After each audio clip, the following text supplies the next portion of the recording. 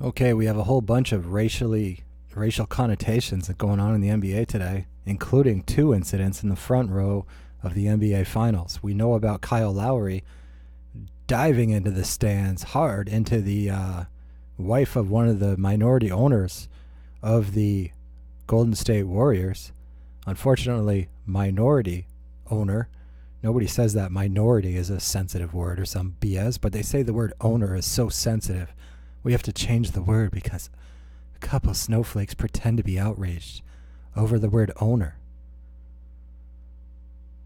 As if when they buy a car, they don't say, I'm the owner of that car. When they buy their Cadillac Escalade. As if they don't say they're the owner. As if they don't use the word ownership because it just reminds them of slavery. It's all bullshit. It's all just a race hustle, and it's all just virtue signaling on a handful of owners, and I can only imagine what their ethnicity is and religion is to virtue signal like that. And they just won't tell you that their little ethnicity of 1%, 40% of them own slaves, and they were by far the highest, the most powerful, the most dominant force in the slave industry. So much so that the slave markets were closed on their weekly Sabbath.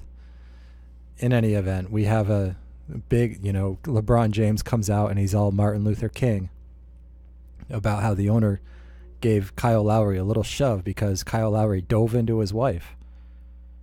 And apparently that's just completely racist. And, there's nothing that black racists love more than getting white people fired. It could be anything. There could be no reason at all, but just to get a white person fired is a victory.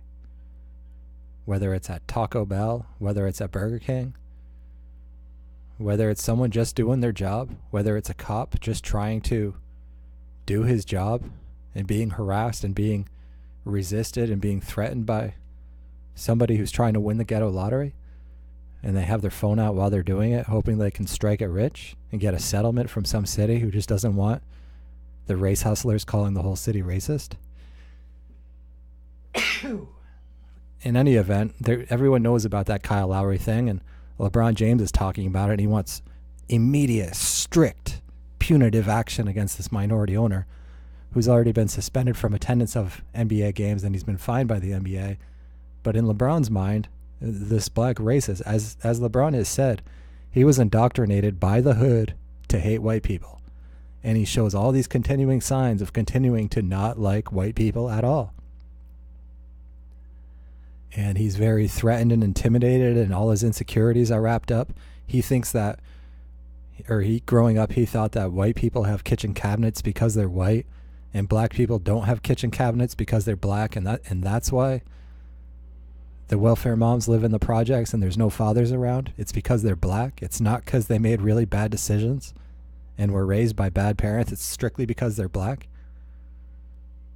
You don't think poor white people on welfare, single moms, don't live in public housing? It would never occur to him. He doesn't care. He doesn't have that sensitivity. He doesn't have that empathy gene. But in any event, everyone's talking about that incident in the front row of the Golden State. But the real story is that Jay-Z and Beyonce were sitting next to the Warriors owner, LeCobe, and his wife, his hot, white, younger wife, who was seated next to Beyonce, and Jay-Z was seated at the other side of Beyonce. So the owner's wife, who had invited Jay-Z and Beyonce to the game, who probably gave them free tickets to the game, is asking what kind of free vodka that Jay-Z wants. And the whole crowd is cheering about something going on in the game, so she leans over to ask if he wants lime with his vodka. And Beyonce's face goes stone cold.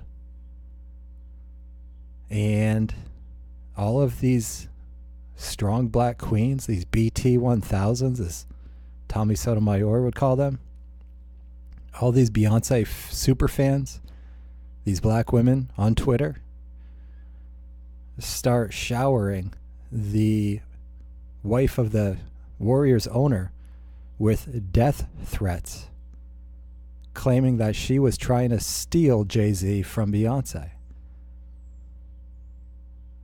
And you know, Jay-Z and Beyonce, they have their own major race issues. Filming a video in the Louvre Museum in Paris. Just so insecure about their blackness and their black cultural history and the primitive cultures that have always existed in Africa. And filming a video in the Louvre in front of all these white master artworks. These pinnacles of Western civilization. And to do their jungle dances in front of it and shaking their booties. As if it's some political statement. And, you know, Beyonce also had that song Becky with the Good Hair, which was apparently about Gwyneth Paltrow. So Beyonce, even though she tries as hard as she can to look as white as she can, she's still incredibly insecure about not being white. And when a blonde-haired woman like Gwyneth Paltrow is hugging Jay-Z, she gets all insecure and she makes a song with some major racial connotations called Becky with the Good Hair. So you have all these black women sitting at home who don't feel good about their hair. So bad about their hair that most of them wear wigs. And you've got the hot white wife of the Warriors owner, a man who can have any woman in the world.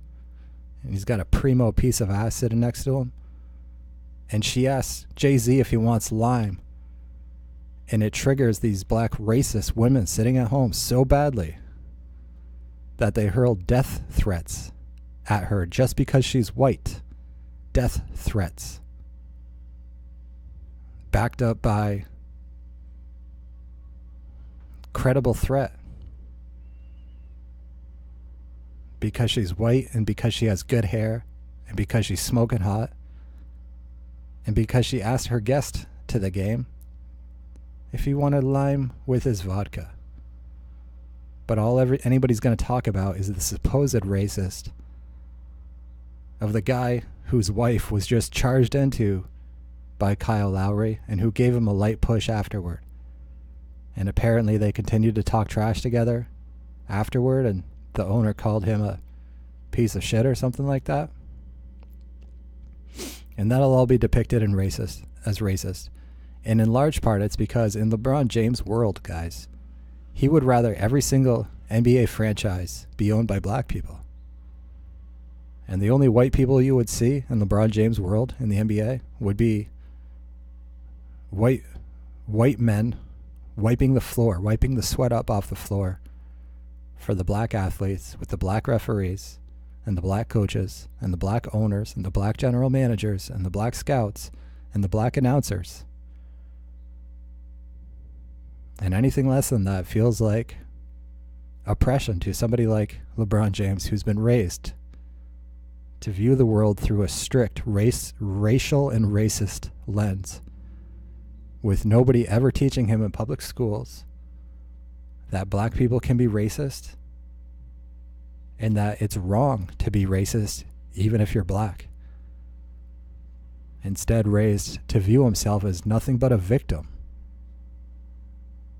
without any of that sort of personal responsibility, without any of that moral growth that comes from realizing that every single one of us has power and can abuse that power. Whether it's punching someone on the face on the street, whether it's hurling death threats at an innocent woman because she asked Jay-Z if he wants lime in his vodka. We all have power.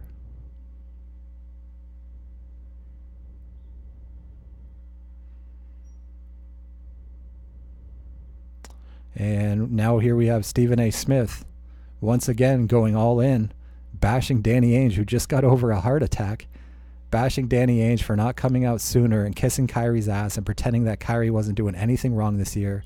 Stephen A. Smith going 100% Black Panther. It's all racial with Stephen A. Smith.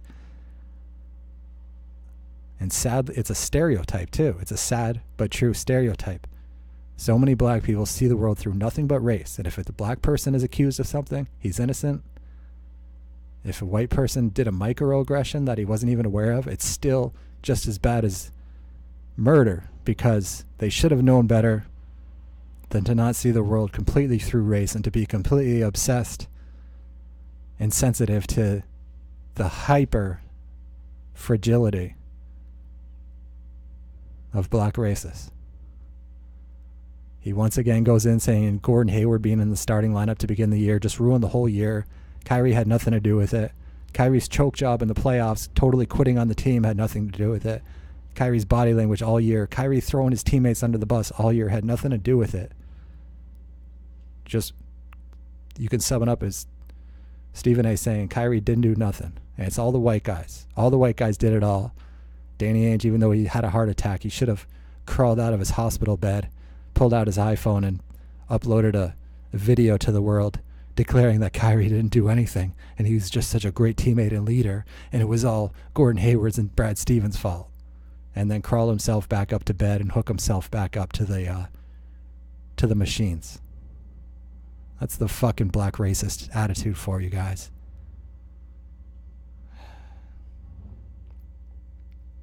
So yeah, race is all over the place right now. We also had Jalen Rose saying that there are major racial overtones of the fact that smart, analytics, educated, master's degree in mathematics, whatever, math people who happen to be white are getting jobs in front offices over people whose only credentials are being tall and having been an NBA player and being black. In Jalen Rose's mind, that's wrong because white guys are getting jobs over black guys. Doesn't matter if the black guy doesn't even have a college degree or if his degree is in basketball coaching or a BS African American studies, fake classes with fake teachers and fake grades where their final term paper goes like, Rosa Parks, she was brave. She sat on the bus and the bus driver tried to kick her off and she said no. And that's why Rosa Parks is my hero.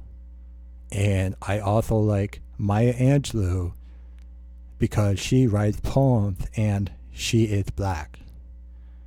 Like, that's seriously almost word for word what a player at the North Carolina Tar Heels was writing for his final papers in these cookie cutter classes that they make for these guys. But it's all about race.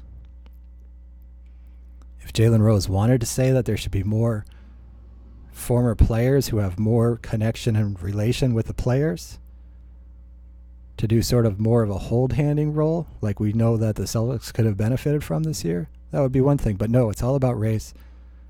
Analytics don't mean anything. These guys shouldn't even have jobs. And the NBA team should just hire intellectually limited, for the most part, former black players whose only credentials are being tall, having a long wingspan, and being able to put a ball in the bucket. As we've seen with Magic Johnson, Michael Jordan. I mean, what did Magic Johnson do for the reputation of black guys running a front office? You think that was good for the reputation? Billy King, Michael Jordan, Joe Dumars drafts. What's his face? Darko Milicic over Carmelo Anthony and Dwayne Wade and Chris Bosh.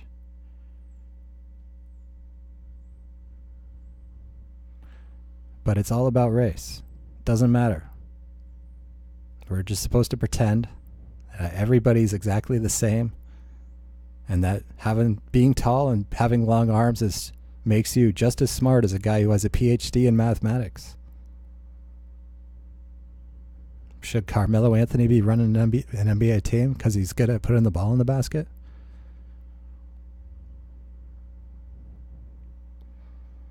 How many of these players aren't even capable of working within a team concept as a player, nevertheless putting together a functional team?